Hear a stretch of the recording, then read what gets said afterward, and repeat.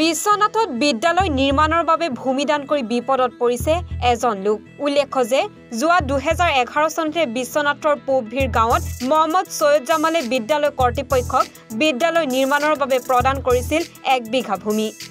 ফলত সেই স্থানত গলৈ উঠিল হিমলভাঙি প্ৰাথমিক বিদ্যালয় নামৰ এই বিদ্যালয়খন। ভূমিদান কৰাৰ পূৰ্বে ভূমিদাতা পৰিয়ালৰ যিকোনো এজন লোকক উক্ত বিদ্যালয়ত চাকৰি দিয়া কথা আছিল যদিও পৰৱৰ্তী সময়ত ভূমিদাতাক বিশ্বনাথ কৰ্তৃপক্ষই নিদিলে চাকৰি। কিন্তু তথাপি কোনো আক্ষেপ নাছিল ভূমিদাতাৰ পৰিয়ালৰ। কিন্তু হঠাৎ বিদ্যালয় কৰ্তৃপক্ষৰ বিৰুদ্ধে আক্ষেপ প্ৰকাশ কৰিছে ভূমিদাতাৰ পৰিয়ালে। দৰাচলতে ভূমিদাতা পৰিয়ালে উক্ত বিদ্যালয় নিৰ্মাণৰ বাবে 1 বিঘা ভূমি দান কৰাৰ লগতে উক্ত বিদ্যালয়ৰ পিছফালে ভূমিদাতা পৰিয়ালৰ আছে 2 বিঘা ভূমি। এই ভূমিত অহা যোৱা কৰিবলৈ বৰ্তমান ভূমিদাতা পৰিয়ালৰ নাই কোনো পথ। কিয়নো বিদ্যালয় কৰ্তৃপক্ষই বিদ্যালয়ৰ এটি নতুন গৃহ নিৰ্মাণ কৰিবলৈ লোৱাৰ বাবে ভূমিদাতাৰ সেই ঠাইলৈ যাবলৈ পথ নাইকিয়া হৈ পৰিছে। এই ক্ষেত্ৰত মাতৃগৰাকী নাছিৰুদ্দিনে বিদ্যালয় কৰ্তৃপক্ষক অৱগত কৰিছে যদিও পথ এৰি দিবলৈ মান্তি হোৱা নাই বিদ্যালয় কৰ্তৃপক্ষই, যাৰ বাবে এতিয়া বিষয়টোক বিশ্বনাথ জিলা প্ৰশাসনক অৱগত কৰিছে নাছিৰুদ্দিনে। এতিয়া এই ক্ষেত্ৰত জিলা প্ৰশাসনে কি ব্যৱস্থা গ্ৰহণ কৰে সেয়াহে লক্ষণীয় হ'ব। কিন্তু বিদ্যালয়ক ভূমিদান কৰি এতিয়া নিজৰ মাটিলৈ যাবলৈ বাধাৰ সন্মুখীন হোৱা বিষয়টোৱে বিশ্বনাথত তীব্ৰ প্ৰতিক্ৰিয়াৰ সৃষ্টি কৰিছে। ঘটনাটো মই 2009 চনত এইখন মাটি কিনি লৈছো। লোৱাৰ পিছত এইখন স্কুল তেতিয়া আমাৰ শিমলডাঙ্গি আছিলে। থাকোতে তেওঁ তাৰ পৰা মানে নদী খহাই ল'লে। লোৱাৰ পিছত কোনো মাটি নিদিয়ে। তাৰপিছত মোৰ দেউতাই দেখি পেলাই স্কুলটো যায়গে এইটো জেগাৰ পৰা। দেউতা ভাবিলে যে যি হওক মই এখন স্কুলত এটা মাটি মই দান কৰিম। আৰু স্কুলটো নিজে দেউতাই মহৰ গাড়ীত ইয়াত আনি উঠাই দিলে। দিয়াৰ পিছত আজি ডেটত 2011 চনত মাটিটো দিলে। দিয়াৰ পিছত এতিয়া বিল্ডিংটো হ'ল। মোক ইয়াত চাকৰি দিম বুলিও কৈছিলে। মোৰ মানুহজনী ইয়াত পঢ়াই 9 মাহ মান ইয়াত পঢ়াইছিলো। তাৰপিছত মোৰ মানুহজনী টেটৰ কাৰণে কোচিঙো কৰিছিলে। পিছত কিবা হেৰিয়াত হোৱা নাই, সেইটোত মই কোনো বাধা নাই, মোৰ অবজেকশ্যন নাই। কিন্তু আজি মোৰ পিছফালে মাটি থাকোতেও এতিয়া যিখিনি স্কুলত মাটি দিছো সেই কিমান মাটি দিছিলে? 1 বিঘা মাটি দিছিলো। হয়, 1 বিঘা। আৰু কিমান মাটি আছে আপোনাৰ পিছফালে? মোৰ পিছফালে 2 বিঘা 2 কঠা মাটি এতিয়া আছে। কি হ'ল কাৰণে আপুনি বিপদত পৰিছো? এতিয়া ধৰক আমাক এতিয়া যাবলৈ ৰাস্তা নিদিয়ে, মেনেজিং কমিটিও নিদিয়ে। আজি প্ৰধান শিক্ষকক মই ইমান ৰিকুৱেষ্ট কৰোতে তেওঁলোকেও কৈছে বোলে আমাক কোনো পদ্ধত সেইদিনা তেওঁলোকে মেনেজিং কমিটিয়ে প্ৰস্তাৱ লৈছে এনেকুৱা যে আমি কোনো পদ্ধত আমি তেওঁক মাটি দিব নোৱাৰিম, স্কুলৰ মাটি।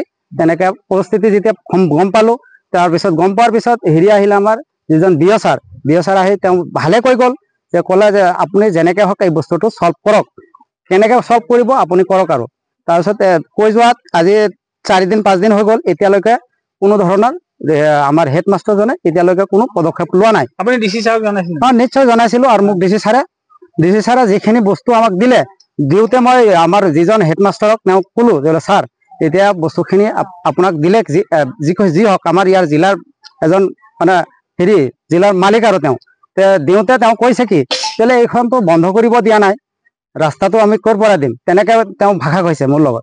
কওঁতে মই ক'লো বোলে ছাৰ চাওক, তথাপি মই একো কোৱা নাই। তেওঁ এজন টিচাৰকতো মই মোৰ ল'ৰা ছোৱালী যেনেকুৱা টিচাৰ মোৰো তেনেকুৱা টিচাৰ, হয় নে নহয়?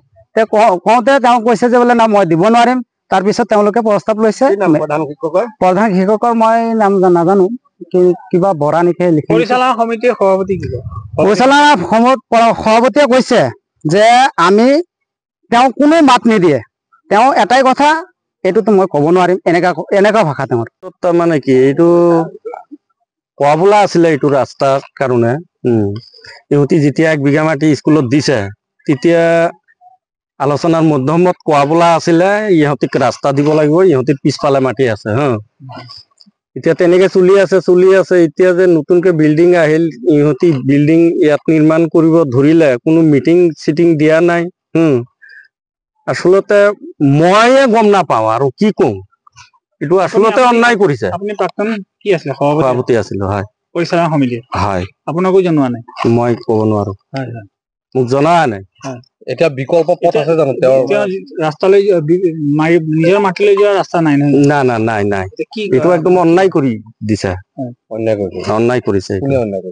এইটো এইটো কাক বুলি কম অন্যায় কৰিছে সভাপতি এতিয়া পৰিচালন কমিটিৰ সভাপতি আৰু হেড সচিবজনে ইহঁতিতো কৰিছে নহ'লেতো মিটিং আকাৰে কৰিলে এনেকে নহ'লে হয় মানে আমাৰ বিল্ডিংটো যেতিয়া আহিলে আমি SMC প্ৰতিজনকে মিটিঙলৈ মাতিছোঁ আৰু তেওঁলোকৰ কমিটিৰ পৰামৰ্শ মতে আমি বিদ্যালয়খন আমাৰ যিহেতু মাটি কম সেইকাৰণে অকণ আগফালে বনোৱা হৈছিলে আৰু বিদ্যালয়খন নবনোতেও মানে তেওঁলোকৰ আমাৰ পিছফালেদি যোনটো যিমানখন ৰাস্তা আছিলে তেওঁলোকে অহা যোৱা কৰি আছিলে কিন্তু ৰাস্তা 2 ফুট আছে 2 ফুট ৰাস্তা দি জানো অহা যোৱা কৰিব পাৰিব না আগতে তেওঁলোকে সেনেকৈ কৰি আছিলে কাৰণ এই বিল্ডিংটো বনাওঁতেতো ময়ো নাছিলোঁ ধৰক আগতে নাই নাই এইটো নহয় এইটো বিল্ডিং আমাৰ পুৰণা যোনটো বিল্ডিং দেখিছে সেই বিল্ডিংটো আপোনাৰ পিছফালে যিমানখন দেখিছে সেইখন দি তেওঁলোক অহা যোৱা কৰি আছিলে আৰু আমাৰো কোনো আপত্তি নাই তাত কাৰণ পিছফালে মাটি আছে যাবই লাগিব তাৰপিছত আমি যেতিয়া এই বিল্ডিংটো আহিলে তেতিয়া আমি ভাবিলোঁ যে এই বিল্ডিংটো যিহেতু আমাৰ বেলেগ ফালে আৰু দেখিছে আপোনালোকে জেগা কম আছে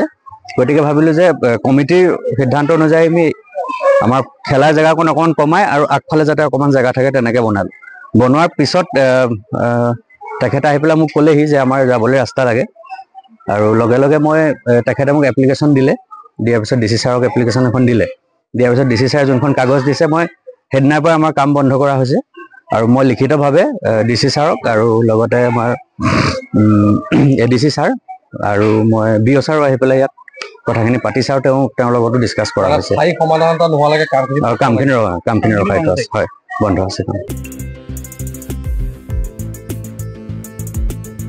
বিশ্বনাথৰ পৰা জাহাংগীৰ হুছেইনৰ ৰিপৰ্ট এনি ভাৰত 24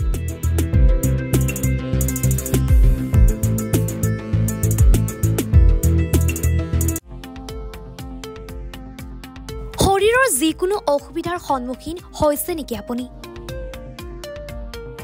শাৰীৰিক সমস্যাৰ প্ৰতিকাৰ কেৱল আমি দিম অভিজ্ঞ চিকিৎসকে দিব সুপৰামৰ্শ প্ৰতি সপ্তাহত থাকিব বিভিন্ন ৰোগৰ বিশেষজ্ঞ চিকিৎসক